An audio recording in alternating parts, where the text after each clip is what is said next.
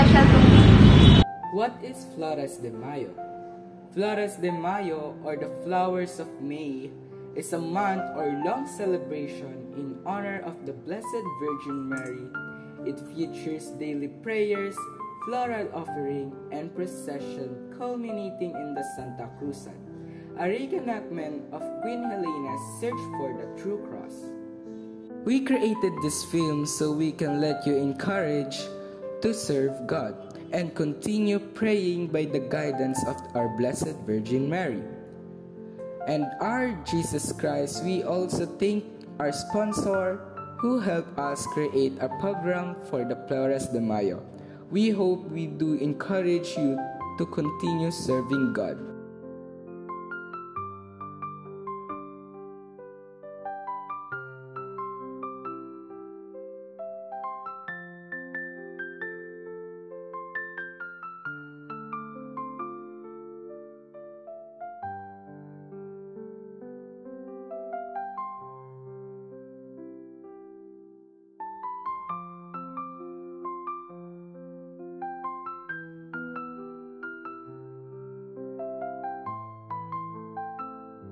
Ng iyong anak na si Jesus.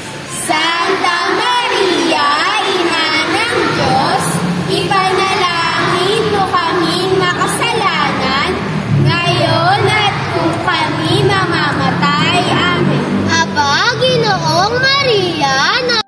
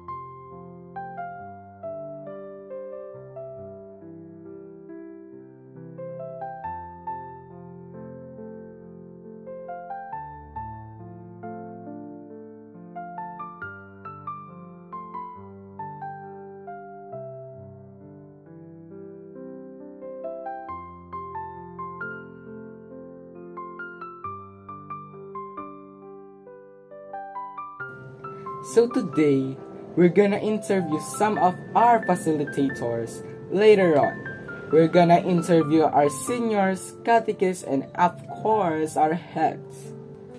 How was your experience serving in Flores de Mayo? Ang unang experience ko po ay yung pagiging head pastor.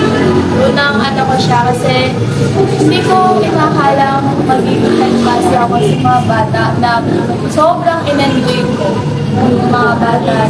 Kasi ang sarap sa feeling na may kasama kang bata.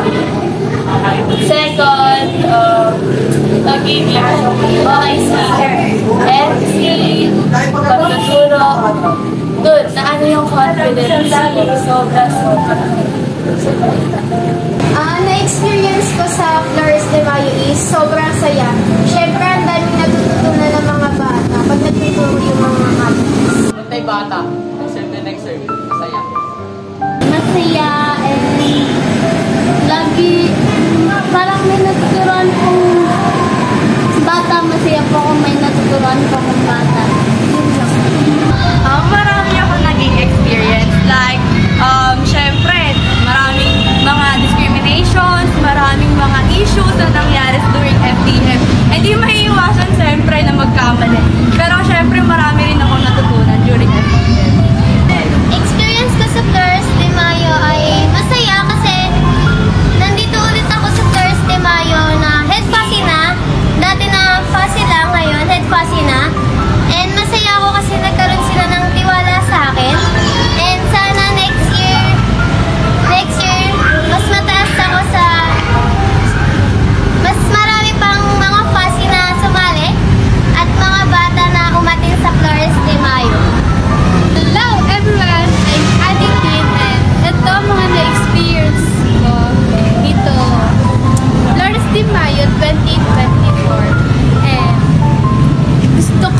thank you.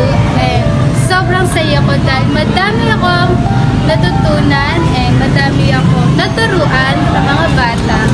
Like sa pag-rosary, sa pagdadasal, and sumayaw kahit na ano yan. Ayun lang. Ang naging experience ko ngayong Flores de Mayo is exciting kasi mararanasan ko yung mga nararanasan ng ating kuya noon na magturo sa harap ng mga bata at napakasaya sa puso kasi may natututunan sila mula sa amin. Sobrang saya at nakaka-excite kasi nagagawa ko magturo sa mga bata. Ang naging experience ko po sa Flores de Mayo is nakakapagod pero may halong saya. Nakakapagod kasi isa kami sa service team na nag-volunteer dito. And masaya kasi nakakatulong kami sa mga bata and natuturuan namin sila ng tungkol sa aral ng Diyos at sa salita ng Diyos. Thank you. Masaya, nakakatulong kami sa mga bata. And lalo na sa mga may kapansanan o sa mga kulube. Once na nakahingi sila tulong, binibigyan namin. At napapakasaya namin yung mga bata sa mga gusto nila.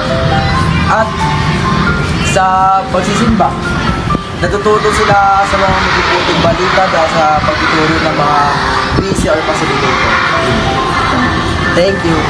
Masaya kasi nung nakapasok ako sa loob ng Flores, natutuwa ako dahil may mga bata ako natuturuan. Tapos may mga bata rin ako na-handle. Masaya kasi mahilig ako sa mga bata kasi gusto ko maging kuya sa bahay namin. Ako yung bunso. So palaging gusto ko may bata ako tinuturuan, may bata ako kakwentuhan. Masaya yung naging experience ko sa loob ng Flores. Thank you. Hi, ako si Leira Trina Arellano. Nagpapasalamat ako dahil naging parte ako ng Flores de Mayo. Ang masasabi ko lang, maraming salamat dahil marami akong natutunan ng mga likha ng Diyos. Yun lang, baba. Gusto ko sa Flores de Mayo ay masaya. Sapagkat nakapagpasaya ako ng mga bata sa maikling panahon. Na-experience ko ngayong Flores de Mayo ay nakakapagod na may halong saya dahil tuwing nakikita ko yung mga batang masaya ay nakakawala ng pagod. Tsaka masaya din ako kasi nakakatulong kami sa mga bata at nakakapagturo ng mga salita ng Diyos sa mga bata. Ayun lang.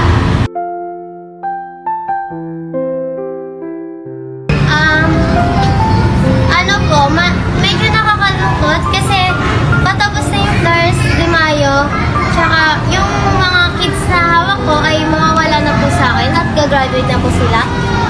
Hindi po natin alam kung ilipat na po kasi silang ng ibang age, yung iba po mag-birthday na, yung iba po stay pa rin po sa akin, pero not sure po kung hanggang Sunday school, head passing pa rin po nila ako. Ayun lang po. And ang nararamdaman ko today is nakakalungkot dahil patapos na ang Flores de Mayo natin. Then, see you soon. Nakakalungkot kasi mamimiss ko ang Flores de Mayo. At sobrang saya kasi makikita ko yung mga bata ko na nag-graduate. Masaya kasi makakagraduate na sila sa Flores de Mayo. At the same time, nakakaramdam ng lungkot kasi bihira na lang natin ulit sila makikita at makakasama. At matuturuan, tuwing linggo na lang. Masaya po kasi umaraw pa nang umulan, nandito yung mga bata at handa silang matuto. Tapos gagraduate silang marami ng hindi sila nagsawa kahit last year nandito rin sila. Hindi pa rin sila huminto sa pag-attend ng Flores de Mayo. Pakaramdam ko, nakakalungkot. Kasi tuwing Sunday na lang namin sila makikita. Nasalo na kami sa mga mukha nila. Tapos sasanay din kami sa pakulitan nila kaya siguro ba miss namin yung MDM na ngayong taon. Kasi